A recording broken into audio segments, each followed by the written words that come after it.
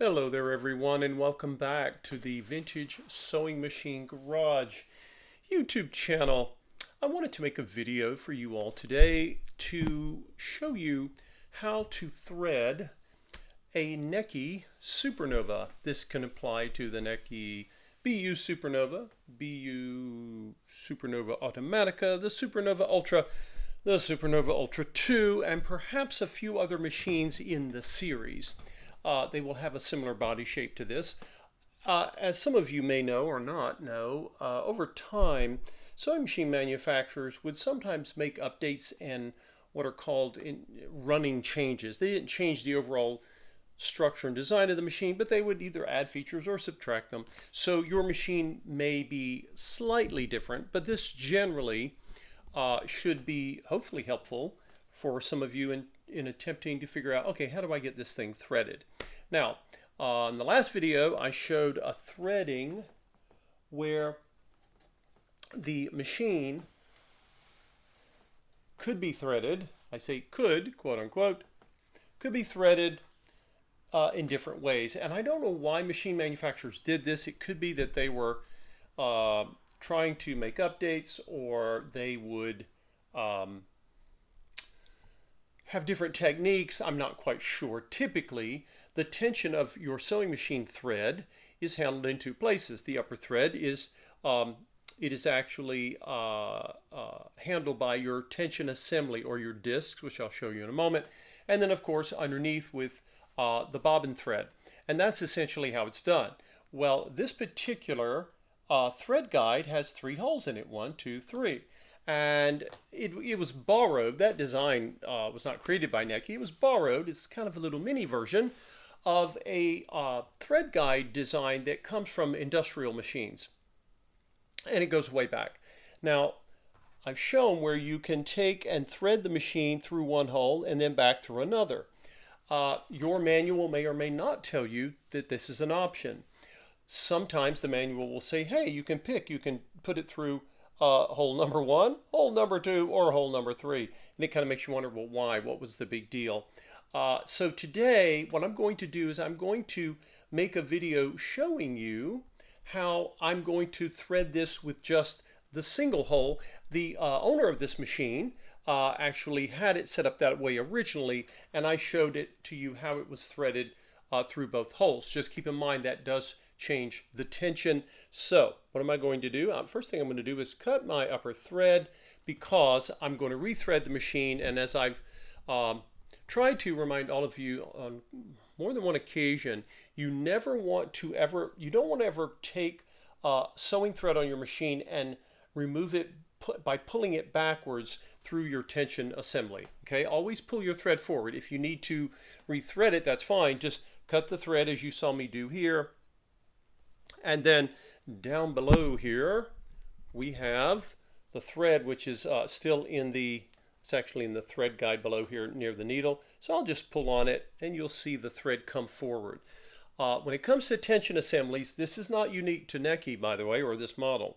Pretty much every sewing machine, you don't want to pull your thread backwards, because your tension assembly is designed for thread to go in one direction, and if you pull it backwards, you can potentially make your check spring unhappy, and you do not want that. So, all right, back to the matter at hand. Let's see what or how you will do this. So let's say you've just gotten a Necchi Supernova the first time, and you have followed all the guidelines that I or someone else has given you to overhaul your machine. You think you're ready and you want to get it threaded. Or maybe you have a great machine and you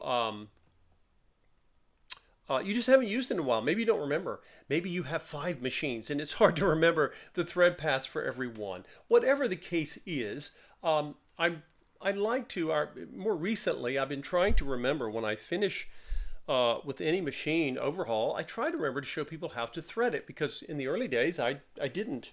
I would make a video and show you how to get it running, but when it came to threading, I didn't always demonstrate that. And one of the reasons was because your owner's manual or user manual normally will show you this. But sometimes those manuals are not, they're not always illustrated really well. They use more text, and videos can be very helpful generally. So now, before you even grab your spool of thread, the first thing you want to do, just make this a habit, okay? Go behind the machine. There's a lever, right? There should be a lever in the back, normally in the back, and you're going to pull up. You want your, this Necchi actually has two levels it pulls up, how nice. But just pull up your lever so that your presser foot has been raised, and then leave it up. Don't put it down yet, okay?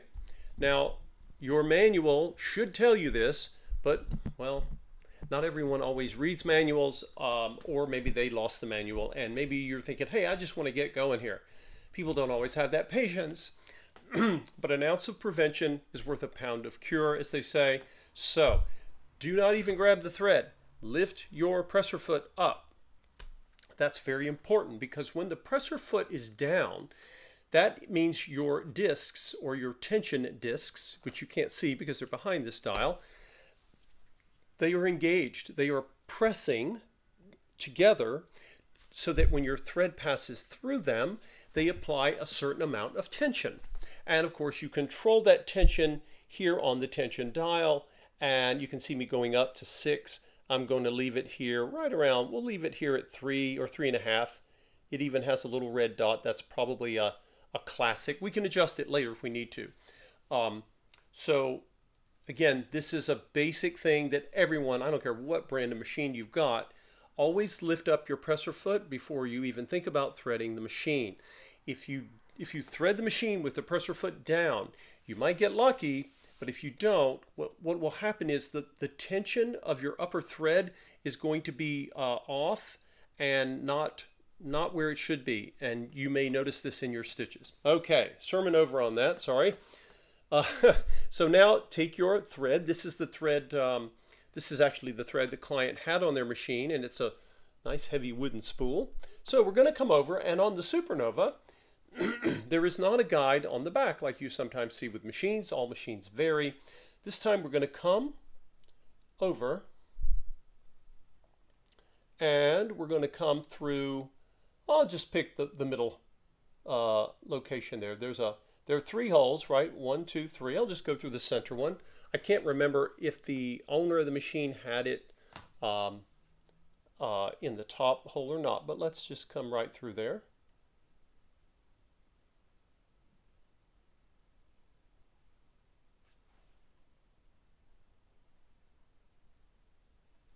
I'm going to zoom in here for you so you can maybe get a little bit better image of what I just did. Okay, so we're just coming.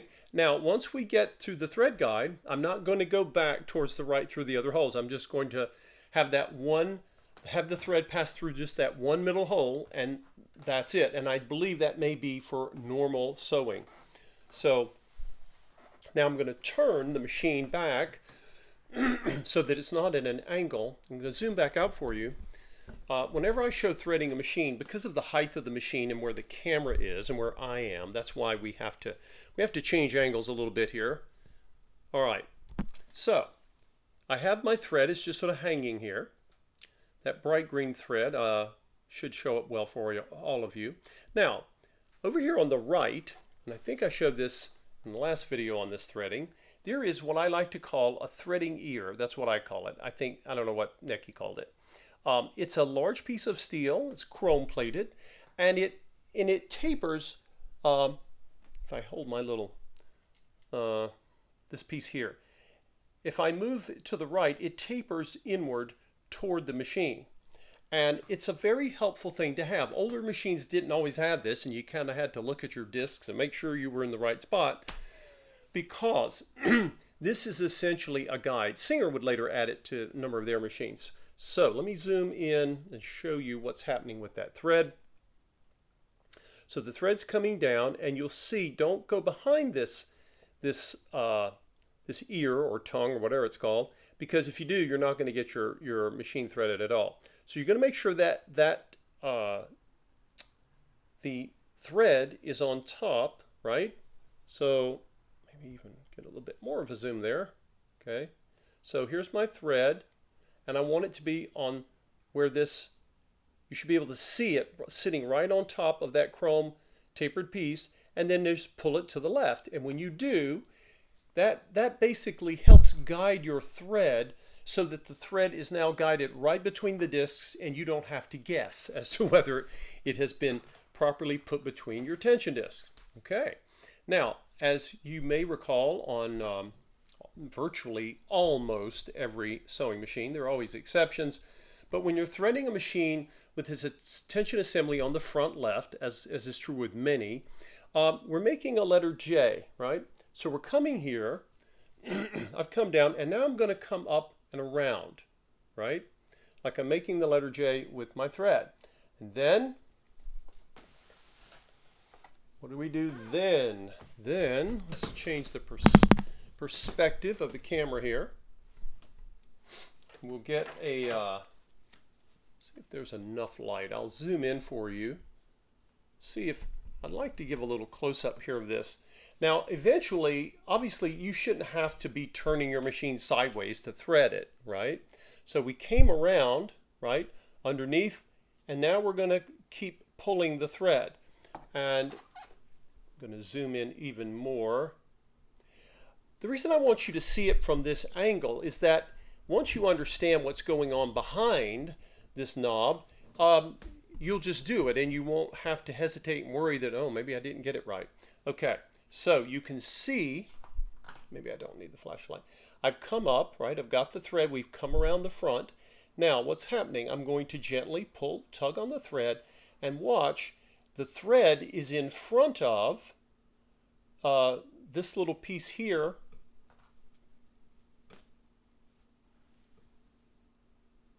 This little metal piece that's moving, that's your check spring, okay?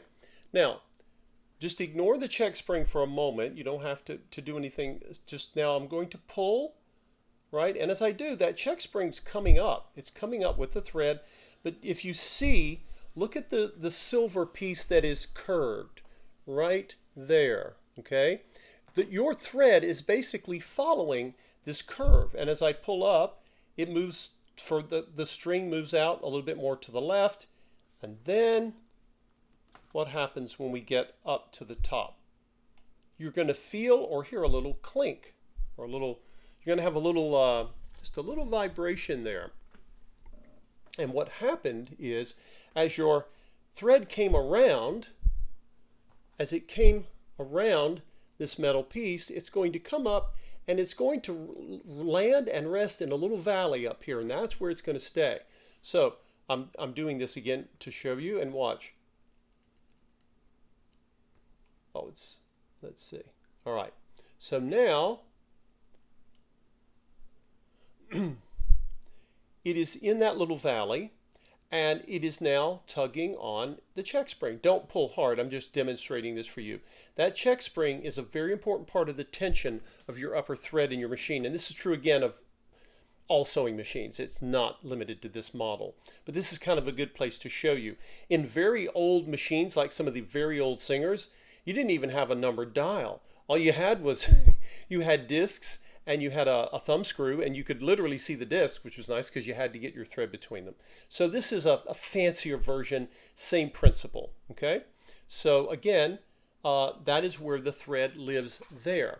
So now that you've seen that, the good thing is this is automatic. The word automatic or automatica was used very often in the well, I think it may have been used for decades and decades even before this, but certainly in the 50s and 60s. Hey, this is automatic. Singer had their slant-o-matic. The word o-matic meant you will have to work less. I think that was what they were implying. All right, so now that we've gotten our check spring, right, we've done that, because if you come around and form that letter J, you can't come straight up to your take-up arm, because if you do, you haven't actually gotten any, you have not gotten your thread under tension properly. So once you've done what I just showed you, and it's in that nice little valley, right? And now when I tug on it, I can feel, just gently tugging. You feel the little check spring pulling back. That's a good thing. Okay, so now we're ready to come up, and we're going to go from the right to the left. when you thread your take-up arm, and those of you who know sewing machines won't be totally surprised at this, but some of my viewers maybe are doing this for the first time. I'm going from the left to the right, and there we go. And now I have just threaded the take-up arm. So as you can see, with a sewing machine, you're basically every time your thread comes, it turns on a thread guides are just that. They guide the thread along a path, and then we come down and we get in between the discs, which are currently not really dragging that much because we don't have the tension on the disc yet.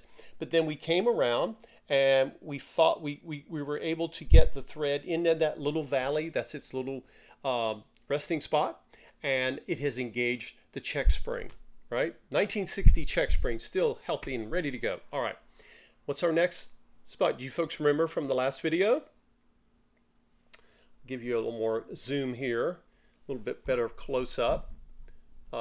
This bright green thread. I'm glad the owner of the machine picked this color. I have other colors, but this is working well. Okay, so when you want to get this threaded, right? You may have seen people are like, oh my gosh, how am I going to get it all the way inside of there? Well, Necchi knew this because they designed it to work like this. You come right behind, right? And notice now it's in that thread guide. If you try to pull it out, don't pull far to the left or you'll break it. So I'll pull that out, and I'm not going backwards because I'm not going as far back as my tension disc. You know, I don't want to break my own rule here. You don't pull backwards out of the tension disc. So I'm going to come down again. Watch what happens. I take the thread that's coming down, and what do? I come right behind that nice chrome piece. Now, right here, I'm still not in the thread guide. I'm behind the little place that it's basically allowing me. This is like another tongue, like the other one was. It's helping to guide you, but you're not done yet. What do you need to do? Start pulling the thread toward the right. Boom, and you'll feel it. You feel it didn't make a sound, but you feel like a little something clicked. Okay, now how do you know it clicked? Because it doesn't want to come out, right? Unless I pull it up backwards like I just did. So there you go. That is that thread guide. Now we're going to zoom back out. Okay, now I'm going to lower the camera because now we're heading toward the needle. We're almost there. And again, to give you the best perspective, there we go. All right, so you don't have to open this little side door. Some of you will be tempted to, but you don't have to. So you've got your thread, and now you're going to go, you see this space right here, right between the pink of the machine body and the edge of the cream-colored door. You're just going to go right through there, and it doesn't take much. It goes right through. What's left? Well, we don't have too much left. We have one more thread guide before we get to threading the needle, that's when you know you're almost ready to go. Okay, now, what do we know about thread guides? Maybe you don't remember the last time you threaded your Supernova, or you're not sure. We know there's a thread guide here. Well, how do I get it in there? You don't have to take your thread and try to go inside and do this.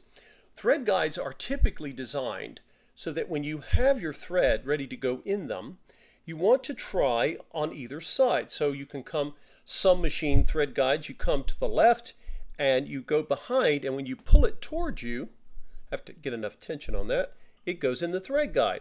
But this one didn't work on the left. So what do? Well, you try it on the right. So let's do that. And there you go. Right there. Okay?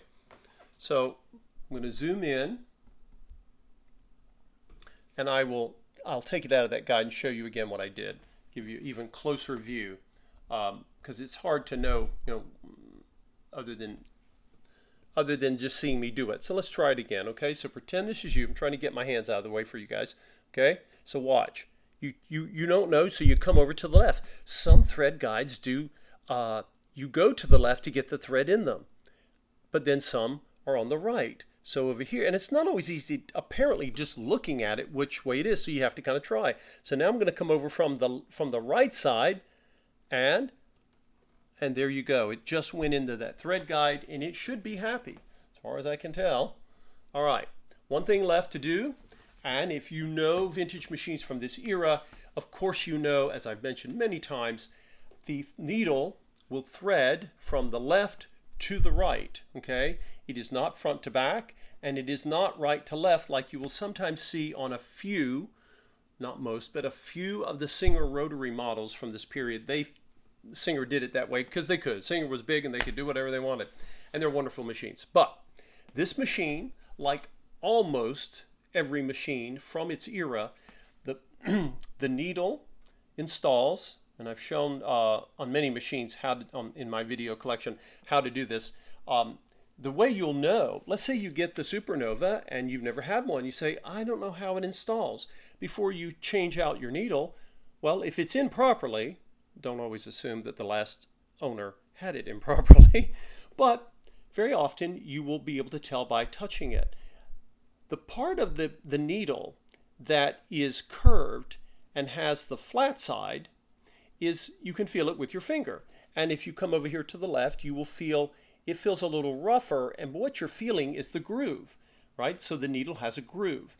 The groove is always the side that you will be entering the eye of the needle from. So if my groove is on the left, okay, other than this, this sewing machine guy on YouTube telling you, you would know, oh, okay, it must thread from the left to the right because the groove is on the left, right?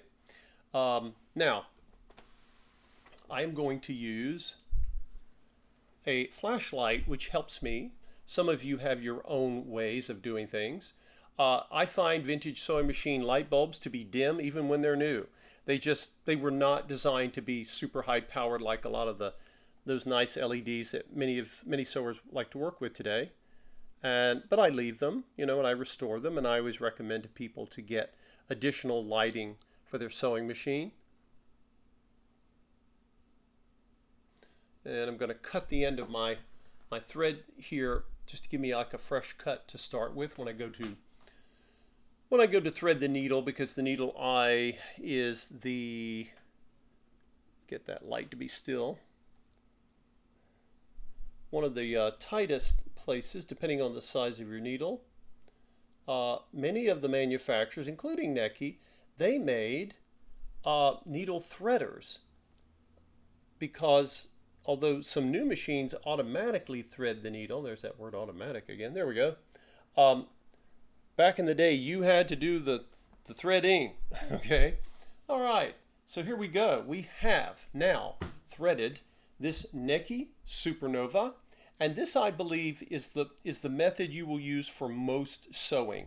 Again, I know particularly with something like a Singer did this. Oh, by the way, when you're playing around with the thread to get it into the needle, I want to show you what I just did. This is very common.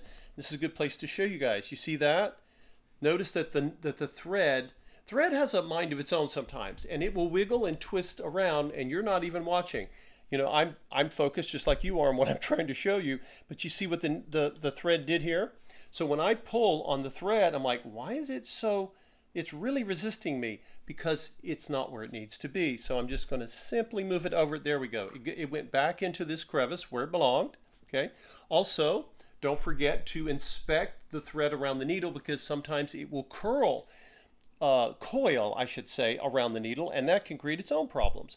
That's not your machine's fault. It's just the nature of sewing thread, right? It has a